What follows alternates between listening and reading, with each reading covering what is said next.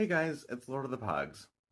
I read Island of the Blue Dolphins in 4th grade, and when our teacher told us that it was based on a true story, it ignited a fascination for true stories turned into books and movies that continues to this day.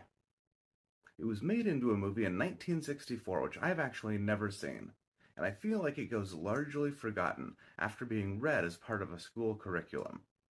But it's such a powerful story, and Scott Odell is such a great writer that I really think it deserves more attention than it gets.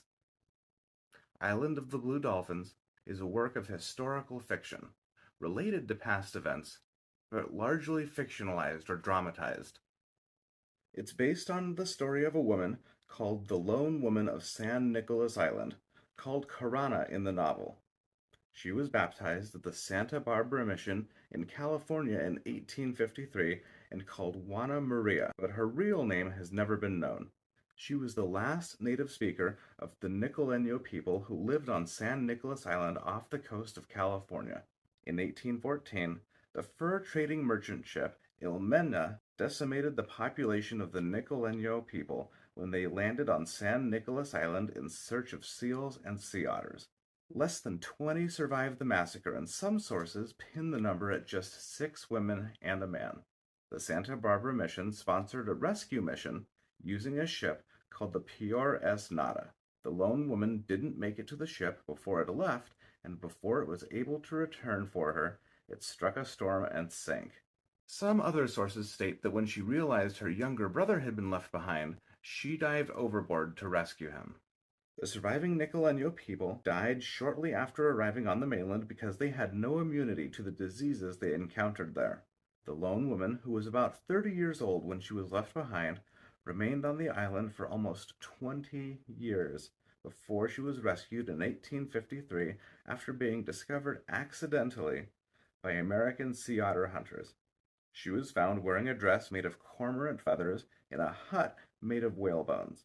At the time she was brought to the mainland, she struggled to communicate because there was no one alive who spoke her language, and she died of dysentery 7 weeks later. She was about 50 years old when she died. The Island of the Blue Dolphins is attributed to this factual account, but the name of the character herself was fabricated because her identity isn't known. In 1939, archaeologists discovered the whalebone hut on the highest point on the north side of the island, exactly where it had been described. And in 2012, a cave was excavated where the lone woman is also thought to have lived, as well as over 200 artifacts, including harpoon tips and abalone shell dishes and fish hooks. The story about the time she spent on the island is purely speculation based on these excavations. According to the novel, the lone woman, named Karana, asks the PRS Nada to wait for her brother Ramo when he runs off to retrieve his fishing spear.